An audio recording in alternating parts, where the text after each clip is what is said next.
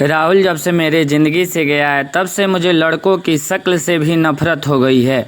उसे मैंने बहुत प्यार किया और जब वे बिना एक दिन ऐसे ही भाग गया तब मुझे लगा कि दुनिया में प्यार नाम की कोई चीज़ नहीं होती है। अब मैं जैसे बिना दिल वाले इंसान बन गई हूँ। मुझे कुछ भी महसूस नहीं होता है क्योंकि अब मुझे लगता है कि इससे बड़ा मेरा लाइफ में अब क्या होगा।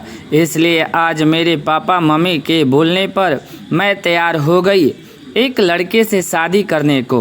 पापा का बोलना था कि एक बार उस लड़के से मिल लो। मैंने मना किया क्योंकि जिसको इतने सालों तक साथ में रहकर नहीं पहचान पाई तो अब एक छोटी सी मुलाकात में एक अजनबी को क्या पहचान पाऊंगी। लेकिन लड़का भी मुझसे मिलना चाहता है। मैंने उसको मिलने को हामी भर दी। सच कहूँ तो मुझे अब किसी भी बात से कुछ फ़र्क नहीं पड़ता है। हमारा मिलना तय हुआ। डिनर पर पापा और मम्मी चाहते हैं कि मैं अकेले ही मिलने उसे जाऊं। मैं जैसे मुर्दा हूं, मुझे अब कुछ फ़र्क नहीं पड़ता। मेरे हाथ में जो आया मैंने पहन लिया और पहुंच गई। देखा तो वे मेरे लिए वहां बैठकर इंतज़ार कर रहा था। मुझे देखते ही मेरे पास आया और मेरा नाम पूछता है। सामने जाकर मैं उसके बैठ गई। उसकी आंखों में चमक थी, लेकिन मैं इस चमक को जानती हूँ। यह हर लड़का दिखाता है। पहली मुलाकात में राहुल मुझे छोड़कर गया, लेकिन ज़िंदगी का बहुत बड़ा सबक मुझे सिखा कर गया है। वे लड़का मुझे मेरा मुंह उतरा देखकर मुझसे पूछता है, क्या हुआ, सब ठीक है?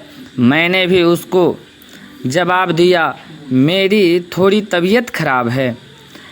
फिर वे बोला कि आप भी आज क्यों मिलने आई, हम फिर कभी और भी डिनर कर सकते थे। बात तो वे अच्छी कर रहा था, लेकिन अच्छी बातें लड़कों की कितनी जल्दी बदल जाती है, इसका अंदाज मुझे अब अच्छी तरह है। मैंने उसे कहा, नहीं मैं ठीक हूँ, कोई बात नहीं। खाना मेरी पसंद का ऑर्डर किया। फिर अचानक उसको किसी का फ़ोन आया और जब फ़ोन पर उसने बात की तो मैंने तय कर लिया कि अब मैं इससे शादी नहीं करूँगी। फ़ोन पर उसने अपना नाम बताया सामने वाले को और यह वही नाम था जिसे मैं अब कभी सुनना नहीं चाहती थी। उसका नाम भी राहुल था। मैं भी हैरान थी। मैं इतनी ज़्यादा खोई हुई थी कि अभी तक मैंने उसका नाम नहीं पूछा, न पापा मम्मी से न ही उससे। मैं एकदम से खड़ी हो गई और उसको बोला कि मैं जा रही हूँ, मेरा तबीयत ज़्यादा ख़राब है।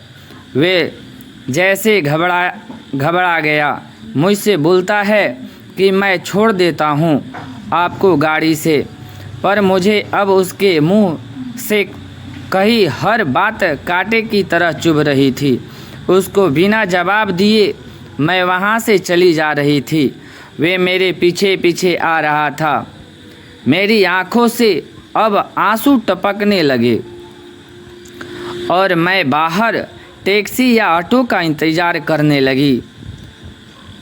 आँखों में मेरी आंसू देखकर उसने मेरी बाह पकड़ी और मुझे गाड़ी में बैठाने को कहा।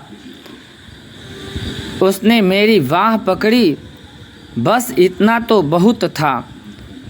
मेरे अंदर की आग को निकालने के लिए और मैंने उसके मुंह पर जोर से थप्पड़ मार दिया।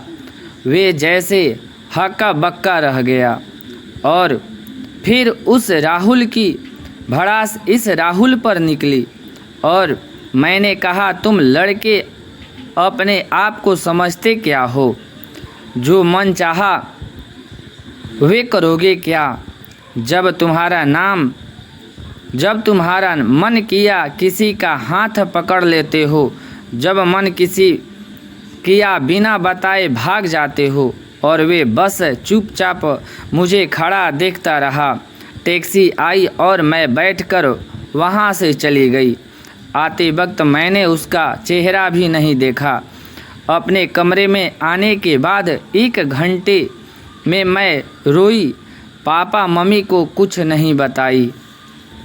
इस तरह की दोस्तों कहानी अच्छी लगे तो मेरे चैनल को सब्सक्राइब और लाइक ज़रूर करके बताइए कैसे लगा आपको वीडियो। धन्यवाद मित्रों।